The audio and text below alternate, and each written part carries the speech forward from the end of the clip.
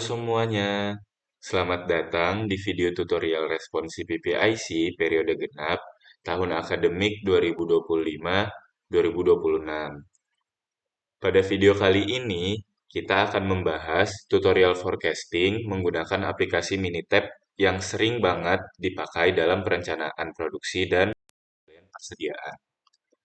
Sebelum lanjut ke materi, buat teman-teman yang belum subscribe, jangan lupa ya klik tombol subscribe, like, dan komen supaya channel YouTube BSCE bisa terus berbagi konten-konten edukatif dan bermanfaat lainnya.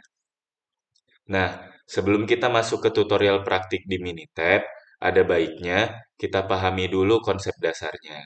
Sebenarnya, apa sih itu forecasting dan kenapa forecasting itu penting dalam PPIC?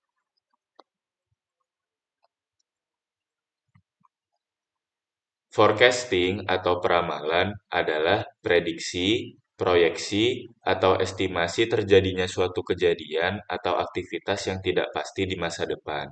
Karena masa depan sangat sulit dipastikan, maka diperlukan sistem forecast, baik secara implisit ataupun eksplisit.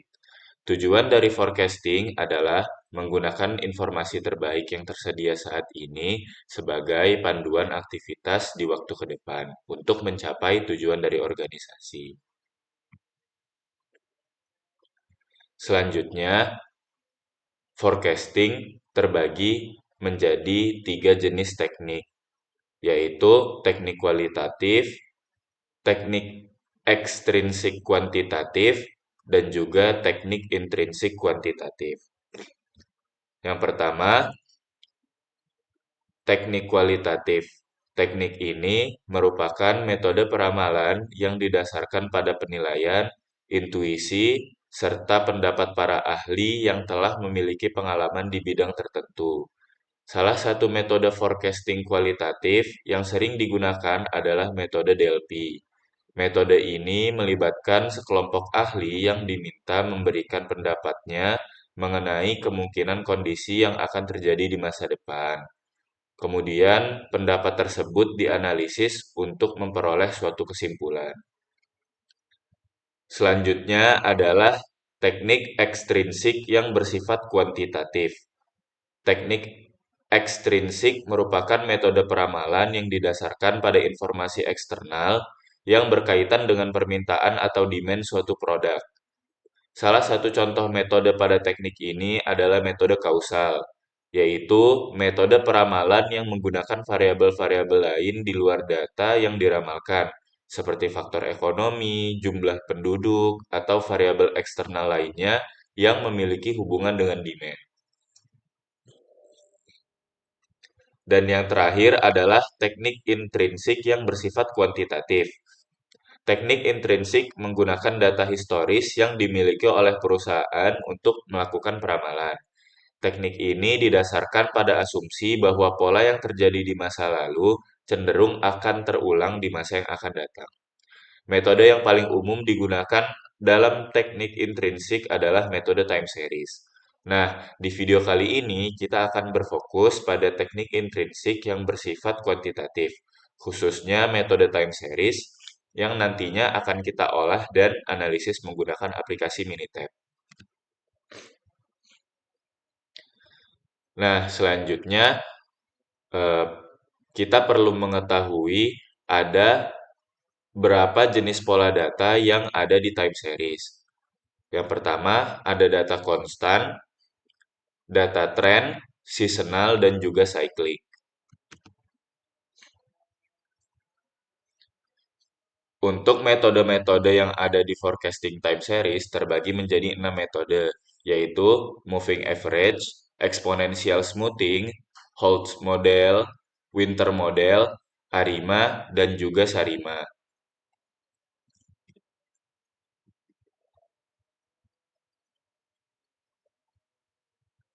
Apa itu moving average? Moving average merupakan metode peramalan yang menggunakan jumlah rata-rata periode dari data periode terakhir untuk dilakukan peramalan di periode berikutnya. Metode ini berguna apabila kita dapat mengasumsikan bahwa permintaan tetap stabil dalam jangka waktu tertentu atau stasioner. Selanjutnya merupakan metode exponential smoothing, di mana metode ini memberikan bobot secara eksponensial pada data yang diobservasi. Metode ini cocok dengan pola data tren karena dapat menangkap perubahan tren secara dinamis dengan memberikan bobot lebih besar pada data terbaru. Selanjutnya, yaitu metode double exponential smoothing atau Holtz model, di mana metode ini cocok untuk data permintaan yang memiliki tren karena metode ini menambahkan komponen khusus untuk menangkap perubahan tren dari waktu ke waktu. Holtz menggunakan dua parameter utama, yaitu smoothing level untuk menyesuaikan nilai dasar dan juga smoothing trend untuk memperbarui arah perubahan permintaan. Dengan pendekatan ini, metode Holtz lebih responsif terhadap peningkatan atau penurunan tren. Selanjutnya, yaitu Winters model, di mana metode ini cocok untuk data permintaan yang memiliki pola musiman atau seasonal, karena metode ini mampu menangkap fluktuasi berulang dalam periode tertentu. Winters menambahkan komponen musiman selain level dan tren, sehingga dapat menyesuaikan prediksi berdasarkan pola yang berulang setiap periode, misalnya bulanan atau tahunan.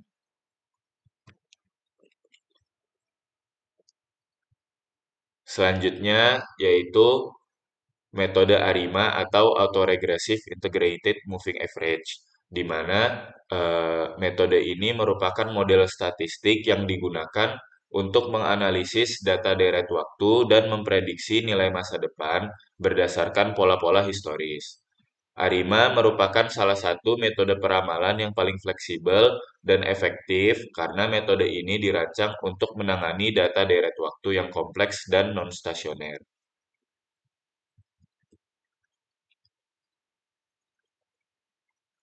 Yang terakhir yaitu adalah metode SARIMA, di mana SARIMA merupakan Seasonal Autoregressive Integrated Moving Average yang merupakan perluasan dari model ARIMA yang digunakan khusus untuk memodelkan data deret waktu yang mengandung unsur musiman atau seasonal.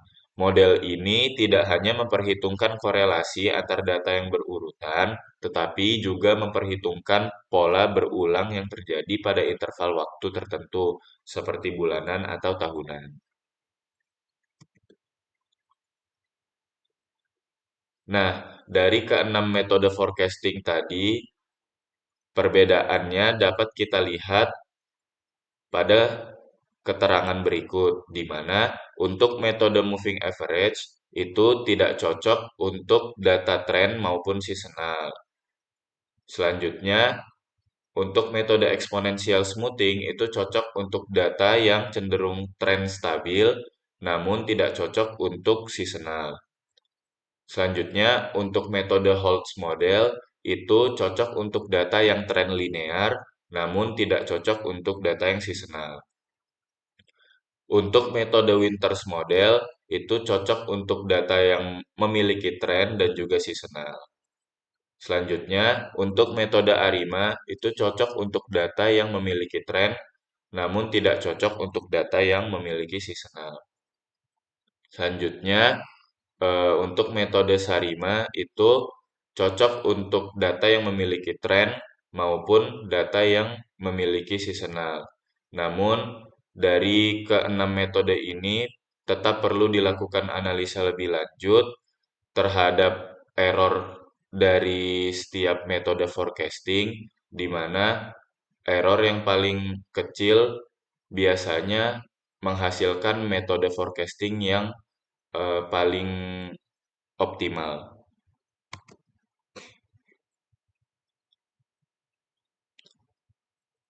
Selanjutnya, karena teman-teman sudah memahami apa itu metode-metode yang ada di forecasting dan juga apa itu forecasting dan juga bagaimana pendekatan yang bisa dilakukan. Selanjutnya, mari kita coba langsung ke studi kasus.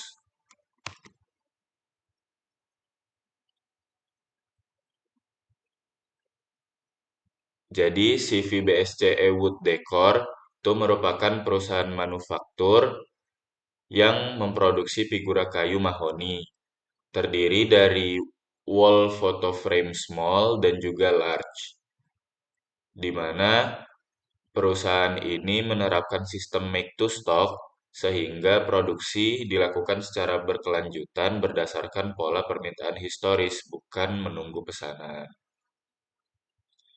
Data penjualan 10 tahun terakhir digunakan sebagai dasar peramalan dan perencanaan pengendalian produksi.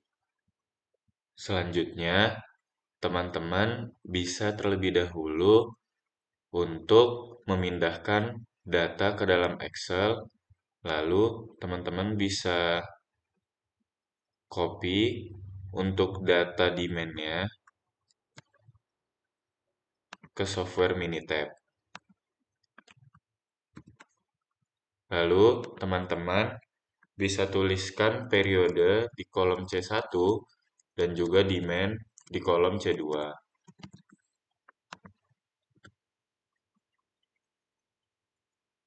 Selanjutnya, langkah pertama, kita akan membuat grafik time series plot. Klik menu Start, Time Series Plot, lalu pilih Simple Graphic, lalu klik OK. Untuk series, isi dengan demand, lalu klik Select. Untuk time or scale-nya, teman-teman bisa pilih stem, lalu untuk kolom stem-nya, teman-teman pilih periode.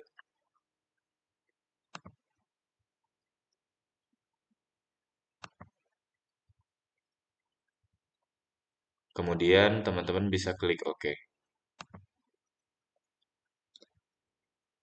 Dari grafik time series plot menunjukkan pola perubahan demand dari waktu ke waktu, di mana grafik ini membantu kita untuk mengidentifikasi apakah data memiliki pola tren, fluktuasi, atau musiman, yang akan menjadi dasar pemilihan metode forecasting selanjutnya.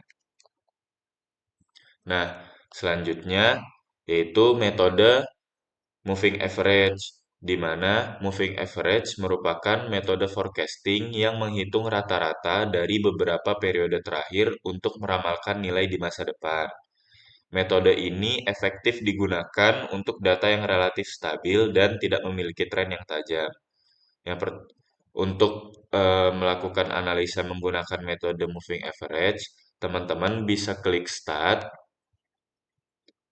lalu Time Series, lalu Moving Average. Untuk kolom variabel, teman-teman bisa masukin demand.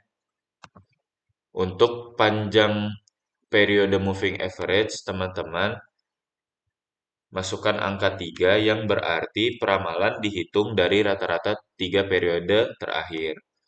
Lalu teman-teman bisa centang center di moving average dan juga generate forecast.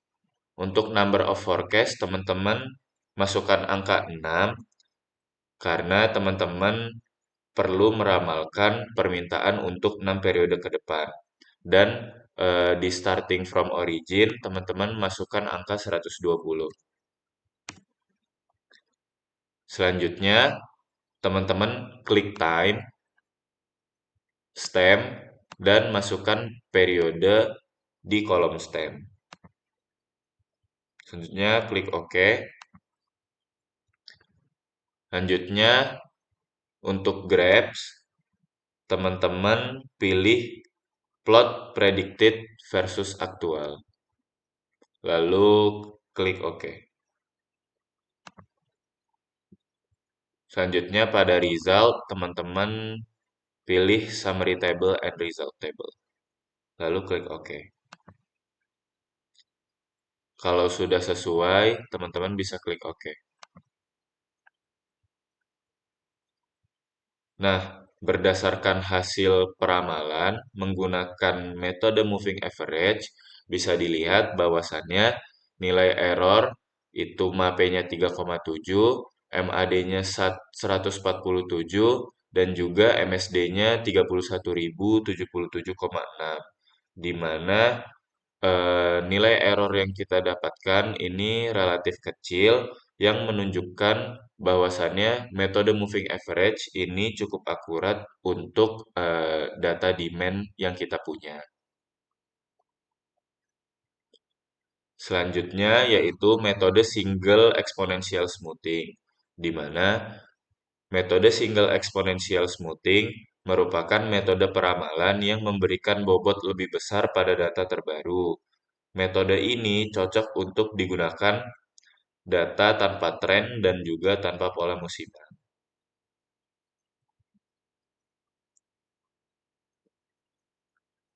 Untuk melakukan analisa menggunakan metode single exponential smoothing, teman-teman bisa klik start, lalu time series, lalu pilih single exponential smoothing. Untuk kolom variabel, teman-teman bisa isi demand. Untuk way to use in smoothing, teman-teman bisa klik yang use dan masukkan angka 0,5, di mana 0,5 ini merupakan bobot dari level untuk metode single exponential smoothing. Lalu teman-teman bisa centang generate forecast, masukkan number of forecast 6 dan juga 120 untuk starting from origin. Selanjutnya, teman-teman bisa klik time, lalu stem, lalu masukkan periode ke kolom stem. Selanjutnya, untuk graphs, teman-teman bisa pilih plot smooth versus aktual, lalu klik OK. Lalu untuk result, teman-teman pilih summary table and result table. Apabila sudah sesuai semua, teman-teman bisa klik OK. Nah, berdasarkan perhitungan dari metode single exponential smoothing, didapatkan nilai error yaitu MAPE sebesar 6,1, di mana nilai error sebesar 6,1 ini itu lebih besar dibanding moving average, sehingga tingkat akurasi metode ini untuk dataset yang kita punya itu lebih rendah daripada metode sebelumnya. Selanjutnya, metode yang ketiga yaitu adalah metode double exponential smoothing atau Holtz model, di mana double exponential smoothing itu digunakan untuk data yang memiliki tren. Metode ini mempertimbangkan dua komponen yaitu level dan tren. Untuk melakukan analisa menggunakan metode double exponential smoothing, teman-teman bisa pilih start, lalu time series, lalu double exponential smoothing. Untuk di kolom variabel, teman-teman bisa isi dengan demand. Untuk weight to use in smoothing, teman-teman bisa pilih specify weight. Lalu untuk level, teman-teman bisa masukkan angka 0,5. Dan juga untuk tren, teman-teman bisa masukkan angka 0,04. Di mana level dan tren ini menunjukkan bobot dari tren terhadap data yang teman-teman punya. Selanjutnya, teman-teman bisa pilih generate forecast. Number of forecast-nya bisa masukkan angka 6. Lalu starting from origin-nya 120. Selanjutnya, teman-teman bisa pilih time, lalu klik stem, dan masukkan periode ke kolom stem. Selanjutnya, untuk graphs, teman-teman bisa pilih plot smooth versus aktual. Untuk result, teman-teman bisa pilih summary table and result table. Apabila sudah sesuai, teman-teman bisa klik OK. Nah, berdasarkan perhitungan menggunakan metode double exponential smoothing, teman-teman bisa lihat bahwasannya nilai MAPE-nya itu cenderung lebih besar dibanding metode sebelumnya. Di mana hasil ini menunjukkan bahwa metode double exponential smoothing kurang optimal untuk data yang kita punya saat ini. Selanjutnya, itu merupakan metode Winters Method, di mana Winters Method atau Triple Exponential Smoothing ini digunakan untuk data yang memiliki tren dan juga pola musiman. Nah, untuk melakukan perhitungan menggunakan metode Winters Method di software Minitab, teman-teman bisa klik Start, lalu Time Series, lalu Winters Method. Nah, untuk kolom variabel, teman-teman bisa masukkan demand. Untuk seasonal length, teman-teman bisa isi 12, di mana seasonal length ini menunjukkan berapa lama pola data yang kita punya itu berulang dengan pola data di masa sebelumnya. Selanjutnya, teman-teman bisa masukkan nilai 0,5 di level, lalu 0,04 untuk tren, dan juga 0,96 di seasonal. Di mana berdasarkan bobot yang teman-teman masukkan, bisa dilihat bahwasannya pola data yang kita punya itu cenderung seasonal. Selanjutnya teman-teman bisa checklist untuk bagian generate forecast. Lalu untuk number of forecast-nya bisa masukkan 6. Karena kita mau melakukan peramalan untuk 6 bulan. Dan juga masukkan 120 untuk starting from origin-nya. Lalu teman-teman bisa pilih time. Lalu klik stem dan masukkan periode di kolom stem. Selanjutnya klik OK. Untuk graphs-nya teman-teman bisa pilih plot smooth versus aktual. Lalu klik OK. Lalu untuk result-nya teman-teman bisa pilih summary table and result table. Lalu klik OK. Kalau sudah sesuai semua, teman-teman bisa pilih OK.